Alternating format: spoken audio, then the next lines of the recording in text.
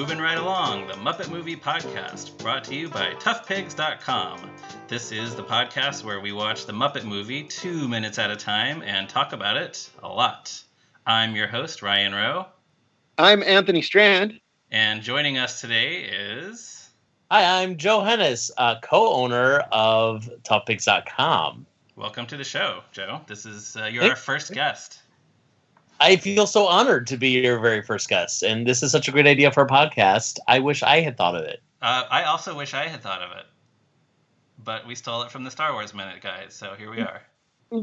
We shamelessly stole it, and I am honored to be joined by both co-owners of toughpigs.com today. I'm the humble. And I'm honored as well. There's just a lot of honoring going on. I'm not honored, but I'm flattered. All right. And we are honored to start these minutes out with Kermit the Frog making his first appearance in the Muppet Movie. We start with Kermit strolling into the chaos of the screening room and then introducing the first ever screening of the Muppet Movie. The lights go dark and the movie starts playing. We see the first few credits and then we end on the title, The Muppet Movie. That's minutes 3 and 4. Yeah, those are some pretty magical minutes right here, still toward the beginning of the movie. Well, yeah, that's like the whole sequence inside the theater, which I love as a kid. Loved as a kid. I love as an adult as well. Yeah, and you still continuing from the previous minute. We have various Muppets just kind of doing their shtick. Lou Zealand is throwing his boomerang fish. And then Sam asks Kermit if the film has any socially redeeming value, which that shot ends with a paper airplane flying into the frame and landing right in the crook of Sam's elbow. Yeah, I actually when I was watching that clip in preparation for this podcast, I rewound it several times to try to see if there was a string that was. Because I've always wondered that, but I've never bothered to actually sit there and watch it. And I didn't see a string. I think someone actually just threw a paper airplane, and maybe it wasn't even scripted when Kermit goes, "Sorry about that, Sam." Yeah, well, I would love to know how many takes that took. Yeah, I do think that Kermit apologizing for that off the cuff as he walks away is one of the most perfect Kermit moments of all time. Yeah, it's just so he has other stuff to do. He's taking care of business. But he's just, sorry about that, Sam, and strolls away.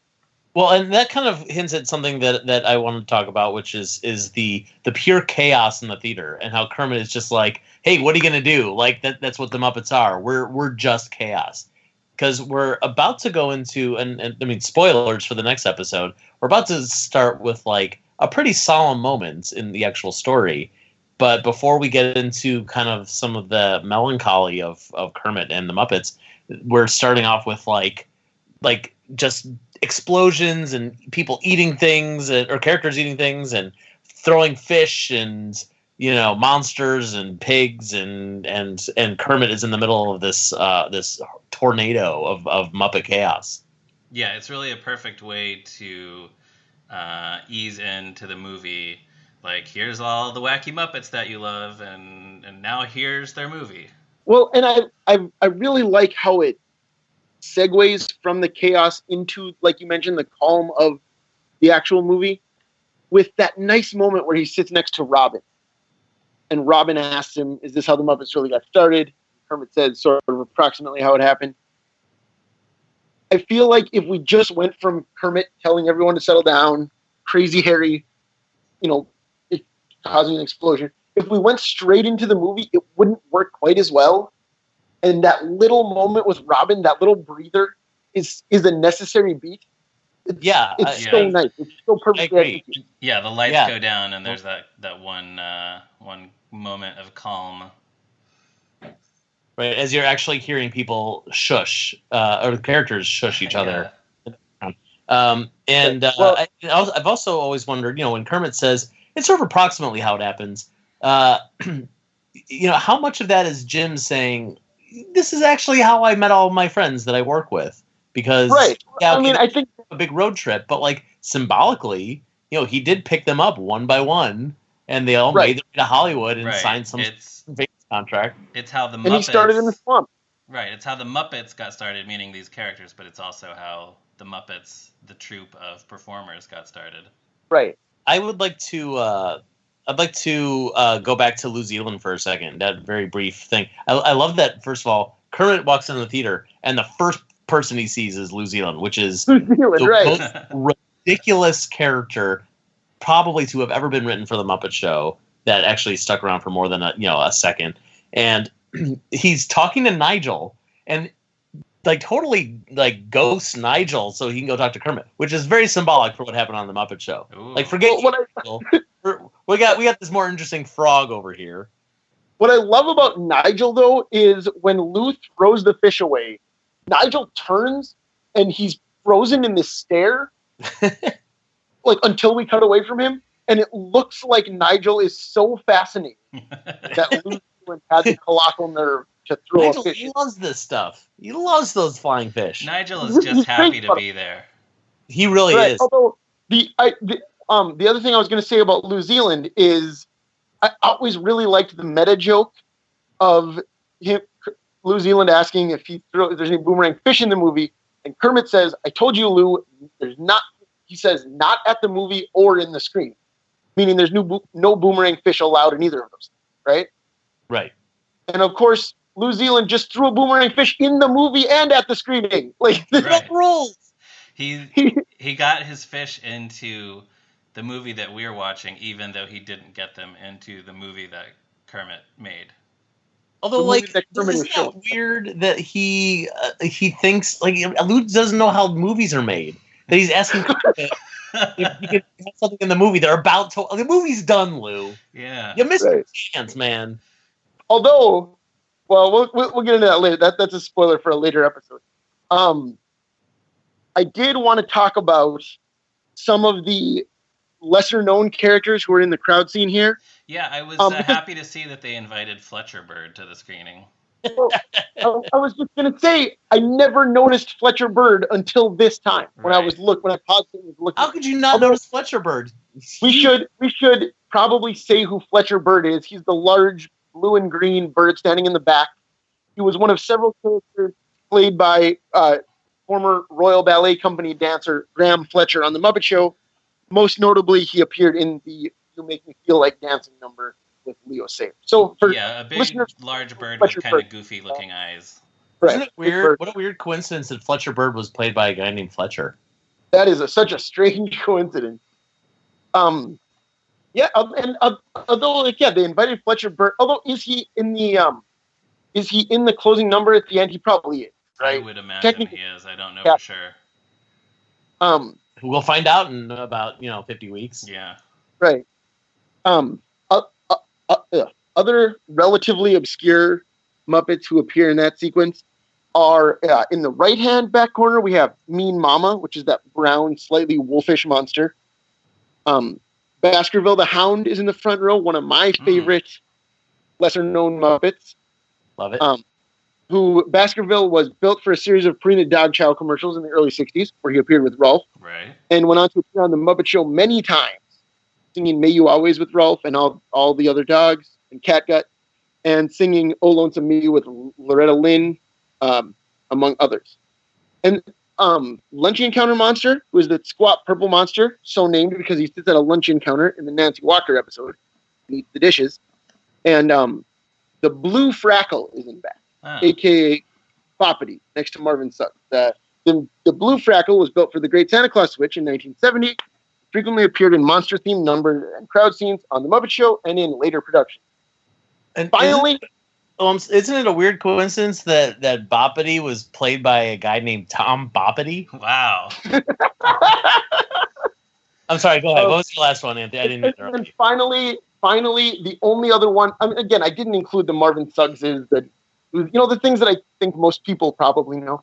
Or have already noticed. If they made an action figure of them, people probably know them. Right. The only other obscure one, quote unquote, is there's a generic pig sitting next to Piggy. Link, Piggy, and then just some random pig. Everyone else is either a monster or a character we can name. There's just some random pig at the Muppet Movie. Yeah, I like that it's a very diverse selection of Muppets. I mean, I'm sure somebody made the decision, these are the characters that we're going to include in this scene.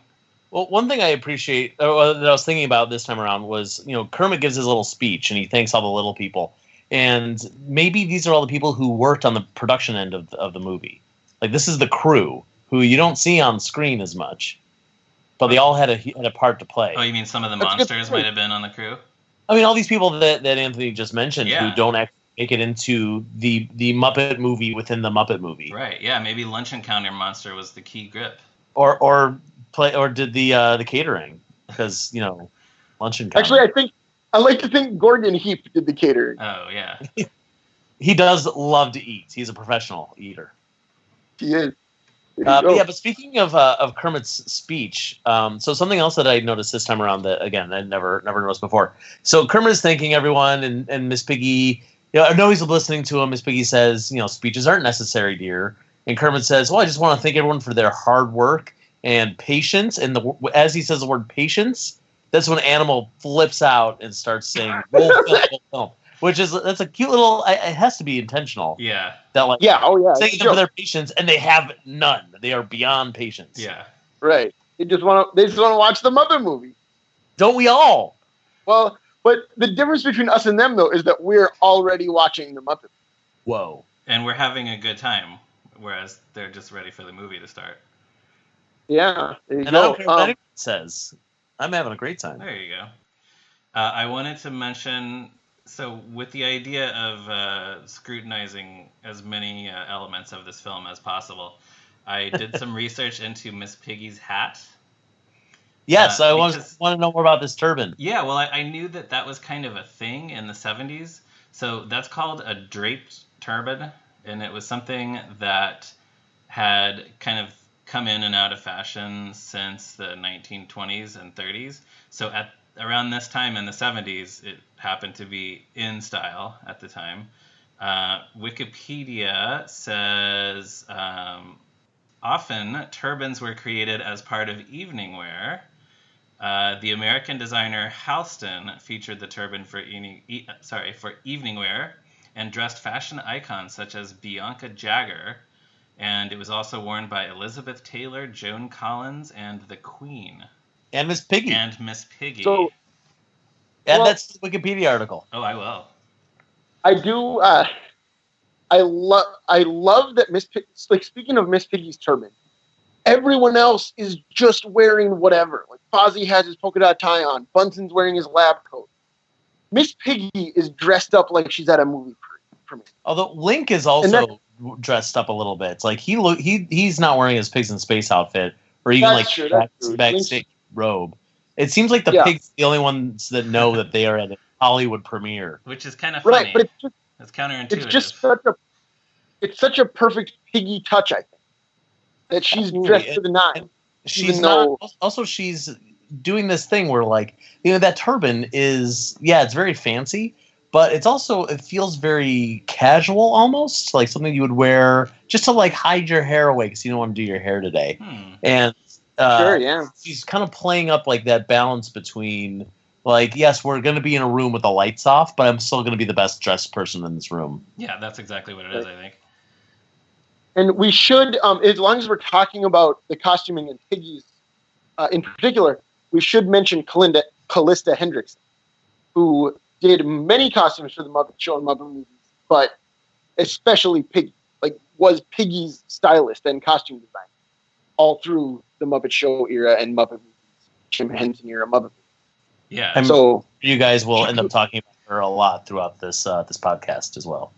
Right. Yeah, I'm sure. I mean, the reason people think of Miss Piggy as being glamorous, which is part of what makes her so funny, is because of all those great costumes. Right.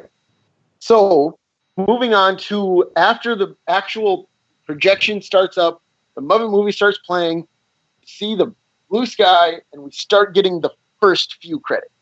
So, before you get into the actual credits, I'd love to point out the music that's playing, which is not on the Muppet Movie soundtrack, and it's just a great little like an overture before we get into Rainbow Connection, which I think is a wonderful little thing.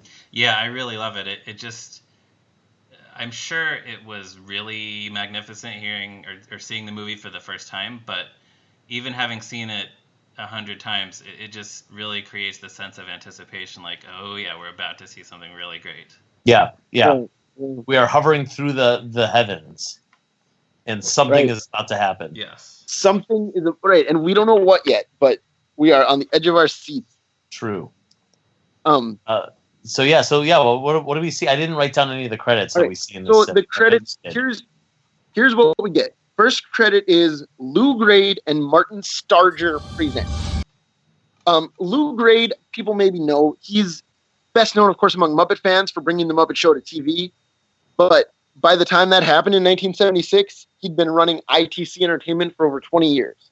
The hits he produced included the 1950s Robin Hood, The Saint, The Prisoner, and The Thunderbirds. Yes, Jerry Anderson's puppet space show, The Thunderbirds. I did not know the Muppet Show was not his first puppet hit, in fact.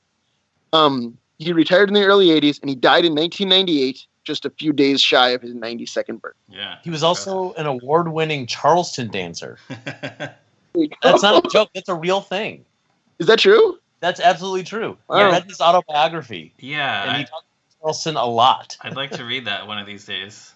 I'll lend it to you. I hope also that there somewhere is footage out there of Lou Grade doing the Charleston. I've seen photos of him doing the Charleston. But not film. But if you had enough photos of it, you could flip them together and make it look like... That's what I was just going to say. Yeah, there we go. So that I think that needs to be a project, to find enough photos of Lou Grade doing the Charleston that we can make a flip of. All right, I'm on the case. I'll be back later, guys. I'm going to go find some photos. And of course, we'll talk about this later, but Lou Grade also is the inspiration for a character in this film. Ooh, that's a good tease. Yeah, let's just leave it at that.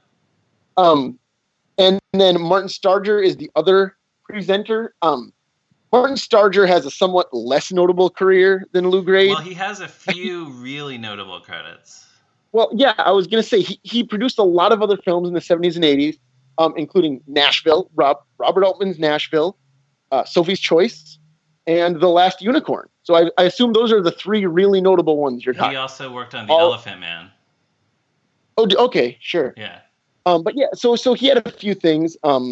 He's still alive. Hasn't worked much since the 1980s, as far as I can tell. So those are our two presenters, Lou Grade and Martin Starger. After that, the next credit is a Jim Henson production. Now, who's that guy? Who is that? I've heard of him. Presumably, we'll find out more about him because he's going to get a couple more credits later on. Cool. You know, he's got a hand in this movie. Yeah. Good night, everybody. Thanks for having me on your podcast. Yeah. That was a real dog of a joke. Whoa. Wait, what? That was because Rolf, because Huh? What? There's one no of his frog of a joke. What? Are you sure? That was a real Swedish chef. And now I'm going to link from there into the outro because All right. Posh. What are we even talking about? We have reached the end of these 2 minutes. So any final thoughts? Yeah. So before we close here, so then we do see the title of the movie on the screen, which is The Muppet Movie. Oh, right. Yeah, of course. And it always strikes me, this font that they use for the credits just looks remarkably 1970s to me. I love it. Yeah. I wrote that down, 1970s font. I love this font.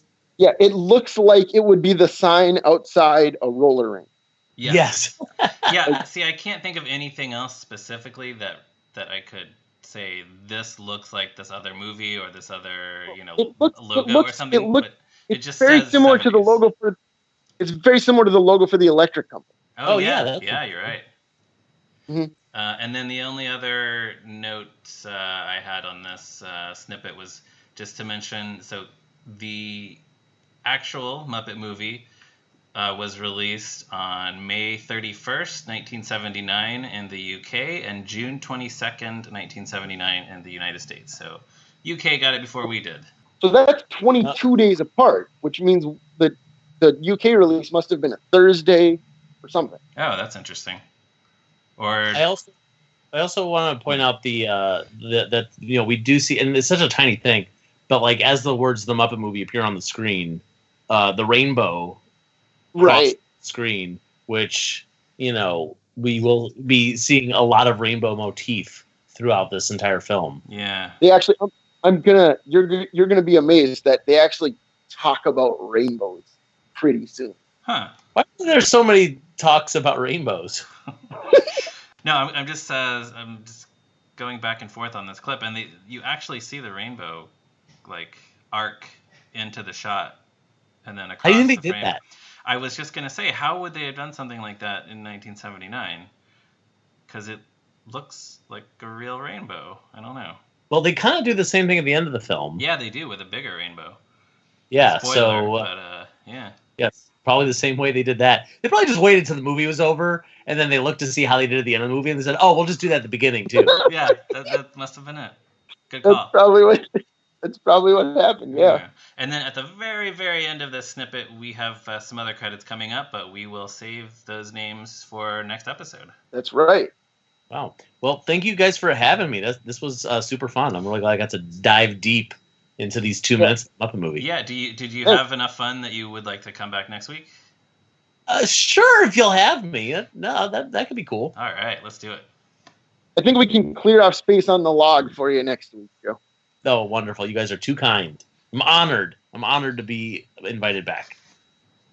All right. Well, and thank you for joining us, Joe, and thank you for joining us, listeners. We will see you right back here next week with another episode of Moving Right Along.